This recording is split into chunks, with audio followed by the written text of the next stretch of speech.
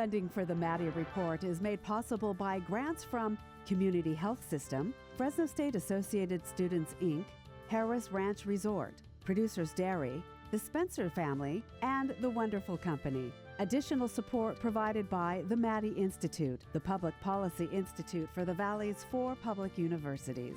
This is the Maddy Report with Executive Director of the Maddy Institute, Blake Zanti.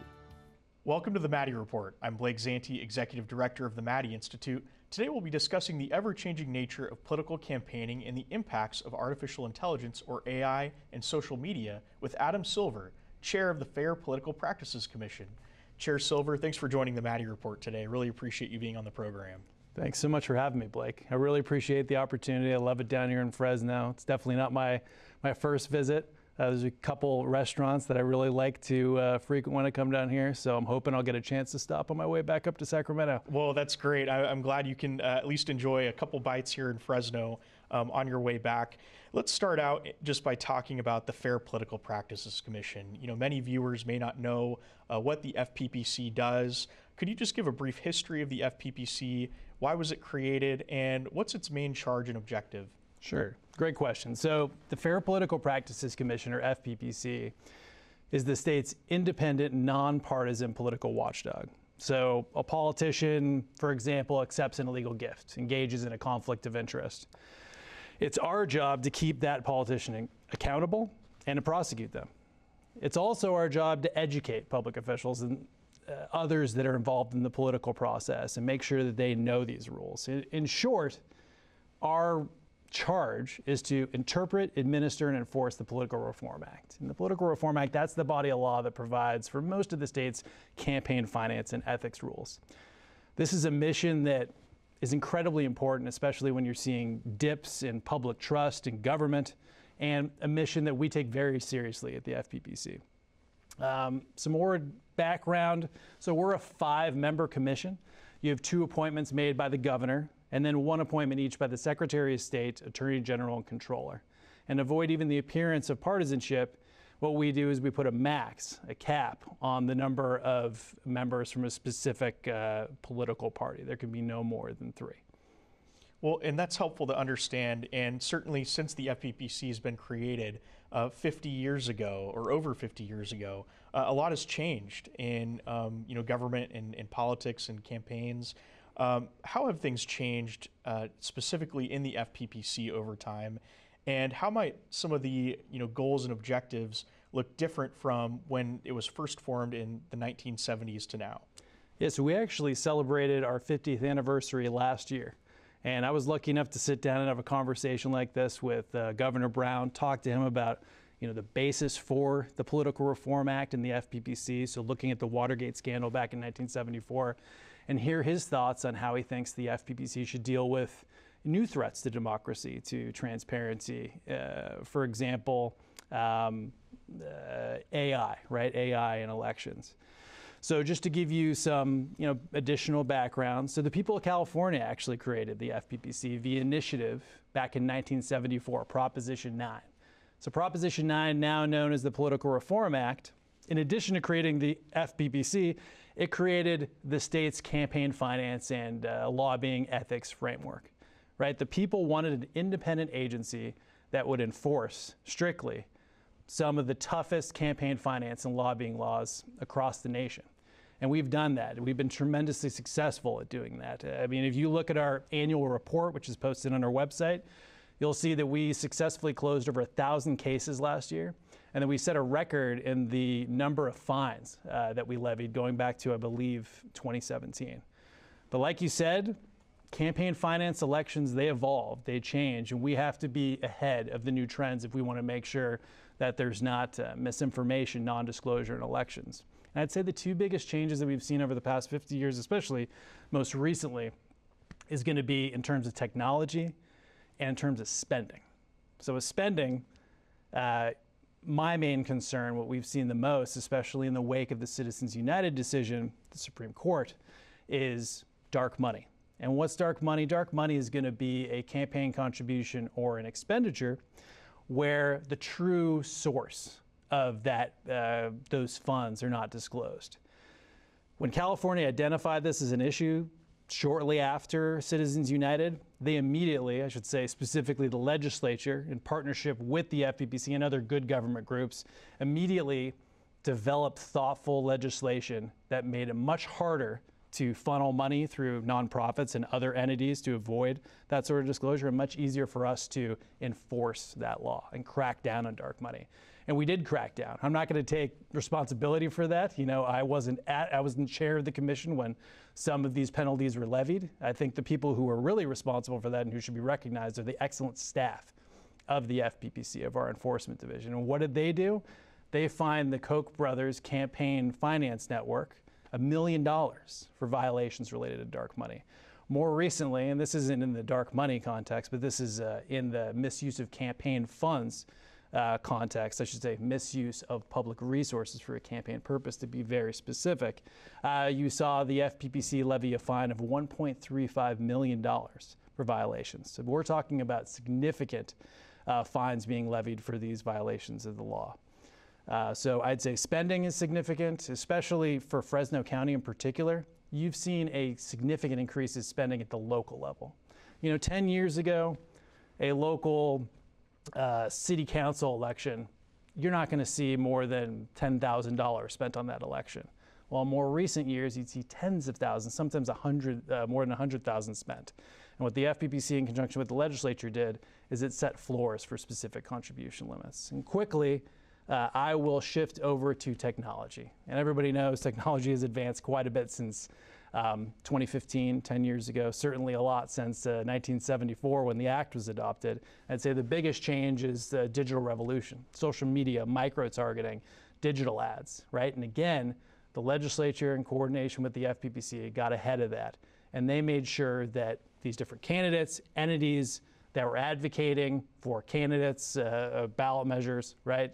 That they had to put disclaimers on those digital ads, on the social media messaging that would make it clear to the public who's actually behind these ads. Thank you. We're going to take a quick break and then we'll dive into that a little bit more later in the show. This is the Maddy Report. Welcome back. As you previously mentioned, Chair Silver, in 2024 it was the FPPC's 50th anniversary, and many aspects of elections and campaigning have changed since the creation of the FPPC and the Political Reform Act. Can you discuss, in 2024, there were a number of different bills that amended the Political Reform Act that went into effect.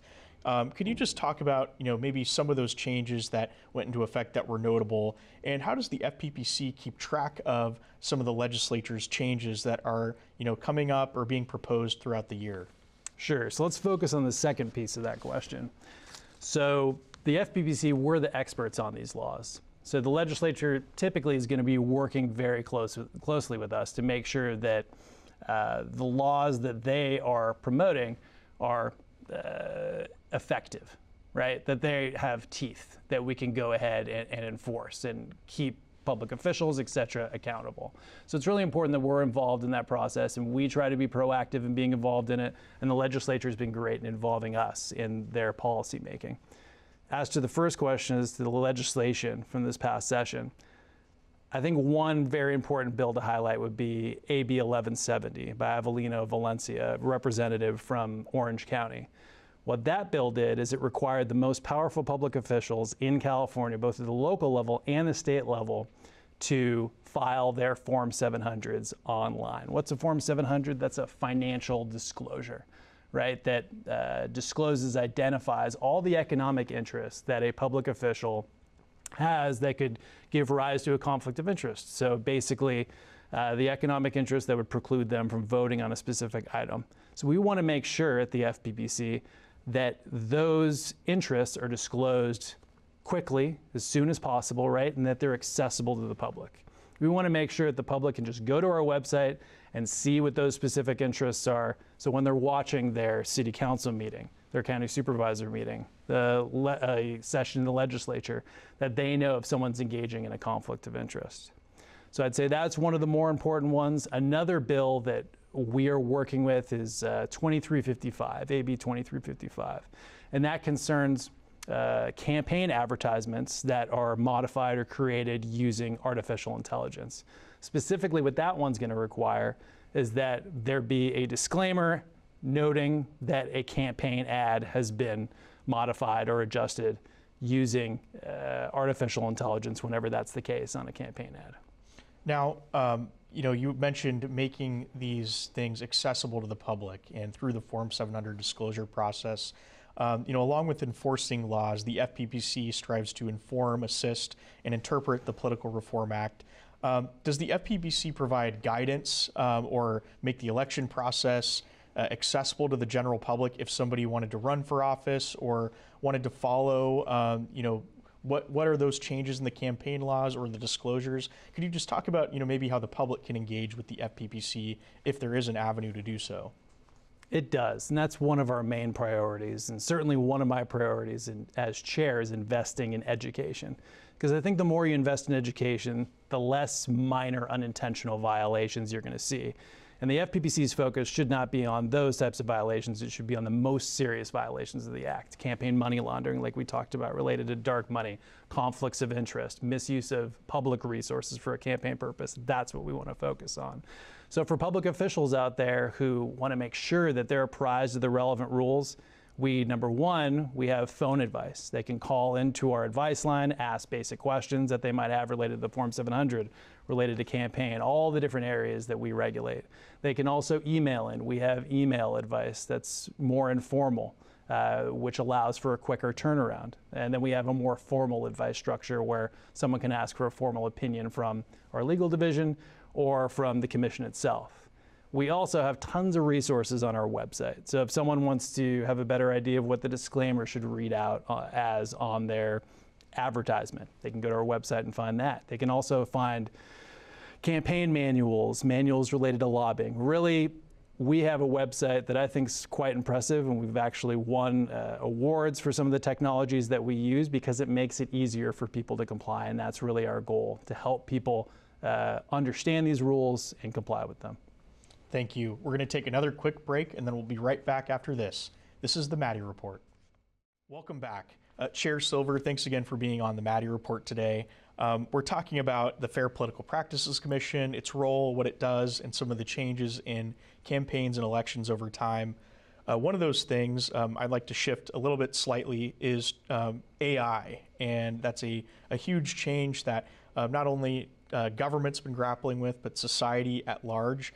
And so I'm sort of curious, what is, just generally speaking, the effect of AI on our campaigns and election system? And is this something that the FPPC is closely monitoring right now? That's a great question. I don't think we really know yet fully what the impact of AI currently is, and we certainly don't know what it's going to be in the future. And that's something the FPPC is very interested in. So what we're doing right now is we've set 3 different informational panels where we're going to talk to experts in artificial intelligence and cutting edge technology like Google, Adobe, professors at Berkeley, Stanford, etc., so we can understand what that potential is, right? And come up with meaningful, thoughtful either regulations or legislation to make sure that there's appropriate transparency where necessary to make sure the public isn't misled and there's proper disclosure. So I'm interested not only in the potential negatives and risks related to AI, I think there's a lot of potential for increased efficiency in government, and that's something that we're also exploring.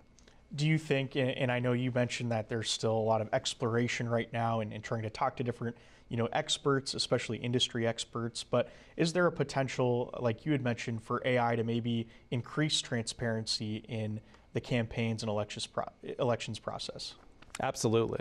I personally think that there's the potential for it to benefit every aspect of our agency, right? So artificial intelligence can be used to bolster enforcement because it can see patterns in campaign financing and ethics that it would take a very long time for a human to see. So it is just a efficiency tool. It really boosts the efficiency of our staff. And a lot of people don't know this, but the FPPC has jurisdiction for the entire state of California. That's a lot of elections, it's a lot of lobbyists, it's a lot of different individuals that are involved in the political process.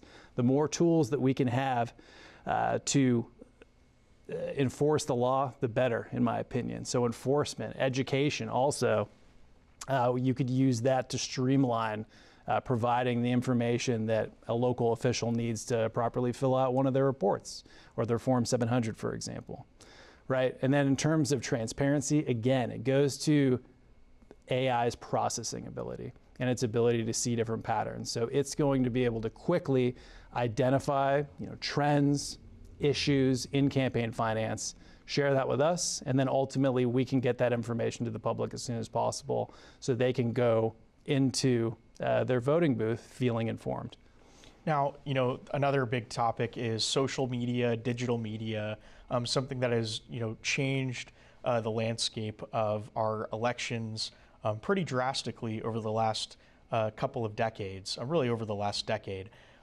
Also now with artificial intelligence, there's a lot of concern about misinformation, about altering, certain media. Is this something that the FPPC is looking at this time? It is. In addition to the informational panels that we talked about, we're looking to utilize this technology now for purposes of transparency and all the different items that I just ran through. I think it's important when we're talking about social media, when you're talking about digital ads, to consider potential First Amendment concerns. We want people to participate in the political process. We don't want to silence them. But what our priority is making sure there's transparency and accountability. Thank you. We're going to take another quick break and then we'll finish up our conversation right after this. This is the Maddy Report. Welcome back. Thanks again, Chair Silver, for being on the program today. Before you go, I want to talk about, sort of the future and what does the landscape look like. Are there any specific projects or objectives that the FPPC currently has? And you mentioned this previously as well in sort of investigating AI and with different panels looking into what that landscape will look like. But are there any specific objectives that the FPPC has to help maintain public trust both in our elections and institutions of government? That's a great question. And that's really a priority for me, a North Star as chair of the FPPC, is to increase public trust in government, elections, et cetera, right? And we're planning on getting there by taking a three-tiered strategy. We're going to focus on enforcement, education, and technology. So first with enforcement, like we discussed earlier, we're setting records in terms of cases that we're closing and the total amount of fines that are levied. That's key to the public trusting that there is someone out there that is holding public officials accountable. And that's certainly what the FPPC is doing. Like we talked about earlier, the FPPC has levied several fines of $1 million or more for violating these rules, right? And we want to be focused on the most serious violations: campaign money laundering, conflicts of interest, misuse of public resources for a campaign purpose, right? Next, move on to education. So we want to invest in education for public officials, for the others that are involved in the political process. I feel like the vast majority of political actors, especially public officials who are volunteering their time, they want to comply with the rules. So we want to give them every opportunity to understand those rules and comply with them by providing FAQs, fact sheets, trainings, the advice line that we talked about, right? Also email advice, all these different tools that they can use to better understand the rules and comply with them. And then lastly, technology is something I'm really passionate about. I want to make sure that we thoughtfully regulate technology in terms of, social media and digital ads and AI, but I also want to make sure that we are leveraging emerging technology to promote transparency, to bolster enforcement and improve our education work. Now, I know that you don't have a crystal ball and that the FPPC is an independent agency, but are there any upcoming, proposed maybe changes in the legislature, or maybe just more broadly speaking, things on the horizon that could be potential changes down the line that the FPPC is looking at and considering? And of course, I know that things change so rapidly. So by the time we conclude this interview, something may change right afterwards. But just curious if there's any major changes that you're considering that might be helpful for the public to know. Sure. I'd say one thing that I can guarantee without a crystal ball is that the legislation, I should say, that we've proposed as part of our bill package this session, if they're passed, is going to have a significant impact on the campaign and ethics landscape of the state of California. Significant. We're looking to crack down on illegal foreign contributions in state elections and local elections. Right now, for instance, there's a loophole that allows a foreign national who would be otherwise prohibited from contributing to a state ballot measure campaign or local ballot measure campaign to go travel to the United States, and once they enter our borders, they're able to make unlimited campaign contributions at that point. That's a loophole that needs to be fixed. We have a Republican and a Democrat who are sponsoring that bill, who've introduced that bill, and we're very proud of that and looking forward to that getting across the finish line. We also have a bill that's going to prohibit the receipt of campaign contributions in all public buildings, with some very limited exception. And I think what our bill package this year, the theme of it, is that we want to make the law, we want to craft the law to be consistent with what the public would expect, right? The public would not expect that you could travel from, for example, Russia to Los Angeles and make unlimited contributions in contravention of the law. Public would not accept that you can walk into City Hall and plop down a campaign contribution. We want to make that consistency in law. Well, and that's a great note to end on. Chair Silver, thanks again for your time on the Maddy Report. Really appreciate you being here today. It's been a pleasure, Blake. Yep. Thank you. Thank you. Thank you for tuning into the Maddy Report. To learn more about the Maddy Institute, visit themaddyinstitute.org. What makes a community thrive? How do we bridge the gap between government and policy and the people it impacts? The Maddy Institute was founded to answer questions like these, to create a link between government and the citizens it serves, and to inspire a new generation of leaders dedicated to public service. Our mission is threefold. 1, to promote more effective and inclusive government. 2, to encourage civic engagement. And 3, to conduct research on key issues impacting the Central Valley. Through these efforts, we aim to educate, inspire, and empower the next generation of public servants and community leaders. At the heart of everything we do is a belief that good governance requires an informed and engaged public. From nurturing young leaders to fostering dialogue, the Maddy Institute is dedicated to creating a future where the people of the Central Valley can thrive. Join us as we continue Senator Maddy's legacy. Together, we can build a brighter future, one informed and engaged citizen at a time. The views expressed in the Maddy Report are those of the individuals participating in the program and do not necessarily reflect the views of the Maddy Institute. If you'd like to share your thoughts about today's episode of the Maddy Report, please visit our website at maddyinstitute.com.